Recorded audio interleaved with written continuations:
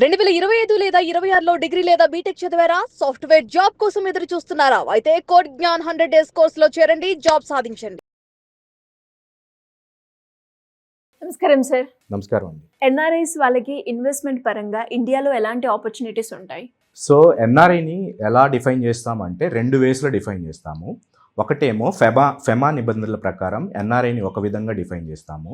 రెండు ఏంటంటే income tax నిబంధనల ప్రకారం ఎన్ఆర్ఐని రెండో విధంగా మనం డిఫైన్ చేస్తాం.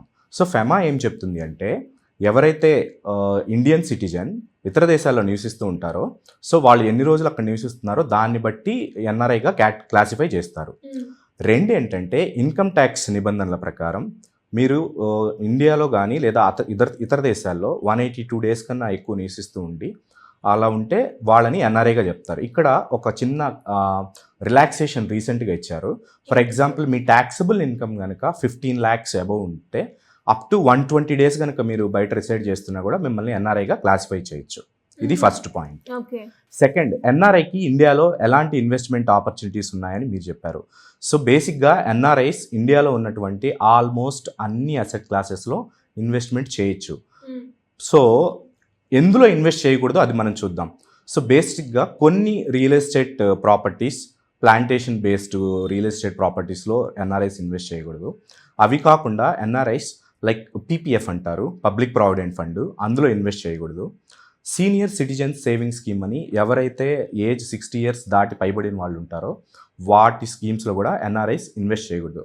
సో బేసిక్గా ఈ స్కీమ్స్ తప్పనిచ్చి మిగతా అన్ని స్కీమ్స్లో కూడా ఎన్ఆర్ఐస్ ఇన్వెస్ట్ చేయొచ్చు. లైక్ ఈక్విటీ అసెట్ క్లాస్లో ఈక్విటీ మ్యూచువల్ ఫండ్స్లో ఇన్వెస్ట్ చేయొచ్చు, స్టాక్స్లో ఇన్వెస్ట్ చేయొచ్చు.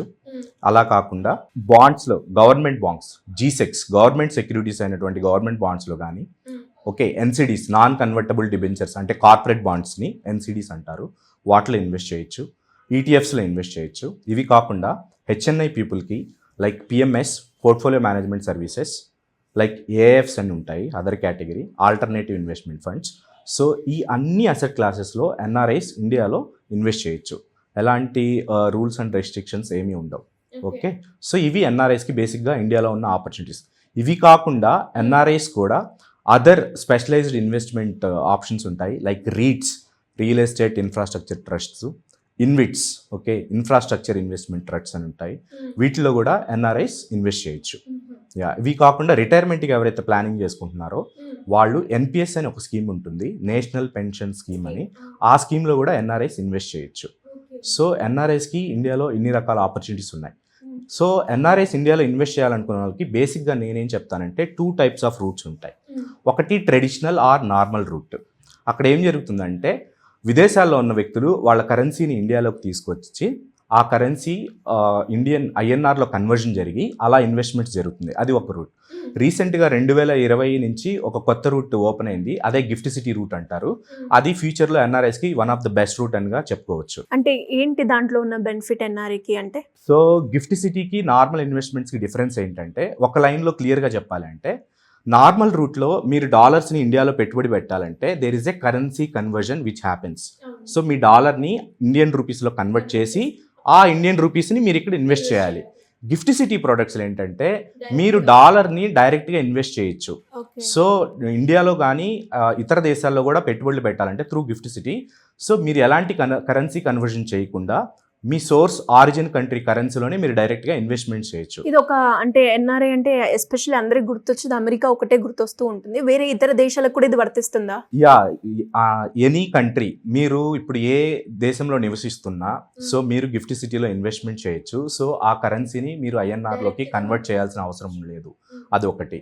సో ఎన్ఆర్ఐస్ ఇండియాలో ఇన్వెస్ట్ చేయాలంటే నార్మల్ రూట్ ఏదైతే ఉందో ట్రెడిషనల్ రూట్లో దీంట్లో బేసిక్గా మీకు 2 types ఆఫ్ అకౌంట్స్ ఉండాలి ఆర్ 3 types ఆఫ్ అకౌంట్స్ ఉండాలి. ఒకటేమో ఎన్ఆర్ఈ అకౌంట్ అంటారు, నాన్ రెసిడెంట్ ఎక్స్టర్నల్ అకౌంట్ అంటారు. రెండోదేమో ఎన్ఆర్ఓ అకౌంట్ అంటారు, non resident ordinary account.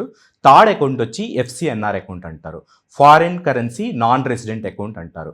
So traditional రూట్లో ఏదైతే మనం ఫస్ట్ చెప్పుకున్నామో నార్మల్ రూట్లో ఎన్ఆర్ఐస్ ఎవరైనా ఇండియాలో ఇందాక చెప్పుకున్న అసెట్ క్లాసెస్లో ఎక్కడ ఇన్వెస్ట్ చేయాలి అనుకున్నా ఈ 3 అకౌంట్స్లో అట్లీస్ట్ మీకు బ్యాంక్ అకౌంట్ ఉండాలి. ఎయిదర్ ఎన్ఆర్ఈ అకౌంట్ అన్నా ఉండాలి, ఎన్ఆర్ఓ అకౌంట్ అన్నా ఉండాలి, ఎఫ్సిఎన్ఆర్ అకౌంట్ ఉండాలి.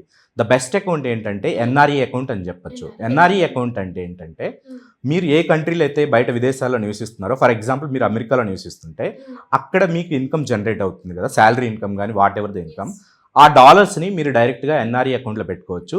సో ఇక్కడ ఇన్ఫ్లో ఏంటంటే డాలర్స్లో వస్తుంది మీకు.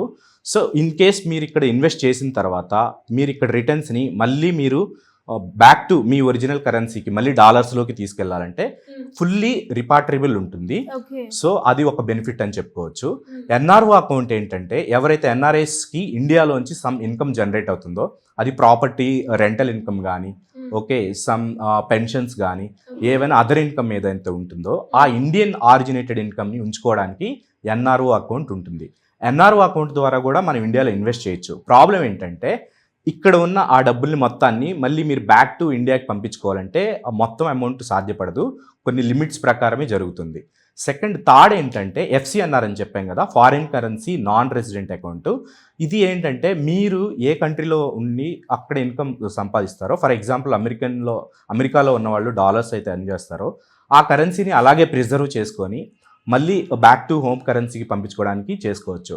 One of the advantage of FCNR account రీసెంట్గా reserve bank of India because of currency depreciation వల్ల, సో రోజుకి రూపాయి పతనం అవుతున్న దృష్ట్యా, సో ఆర్బీఐ ఏం చేసిందంటే ఎవరైతే ఎన్ఆర్ఐస్ ఎఫ్సిఎన్ఆర్ అకౌంట్స్లో ఇండియాలో బాండ్స్లో కనుక ఇన్వెస్ట్ చేస్తే సో వాళ్ళకి ఎలాంటి currency conversion charges and taxes ఏమి ఉండవు. అది ఒక బెనిఫిట్గా మనం చెప్పుకోవచ్చు. సో ఎన్ఆర్ఐస్ ఎవరైనా ఎఫ్సిఎన్ఆర్ అకౌంట్స్లో కనుక ఇండియన్ బాండ్స్లో కనుక ఇన్వెస్ట్ చేస్తే so which are non taxable అని కూడా చెప్పుకోవచ్చు. సో అది ఒక అడ్వాంటేజ్. సో ఈ 3 విధాల ద్వారా ఎన్ఆర్ఐస్ ఇండియాలో ఇన్వెస్ట్మెంట్ చేసుకోవచ్చు. ఇది ట్రెడిషనల్ ఆర్ నార్మల్ రూట్ అని చెప్పొచ్చు. Anyways very good information sir. And చూసే వాళ్ళందరికీ కూడా ఒక క్లారిటీ వచ్చి ఉంటుంది. అంటే చాలా మందికి ఉన్న డౌట్ ఏంటి అంటే ఇన్వెస్ట్మెంట్ చేయాలి అని అనుకుంటున్నాను కానీ ఎక్కడ ట్యాక్స్ పడుతుందో తెలియదు, మనకి ఎలాంటి ఆపర్చునిటీస్ ఉన్నాయి ఇండియాలో అనేది కూడా చాలా తక్కువ మందికి అవేర్నెస్ ఉంది అని చెప్పొచ్చు. Anyways very good info. Thank you so much. Thank you అండి.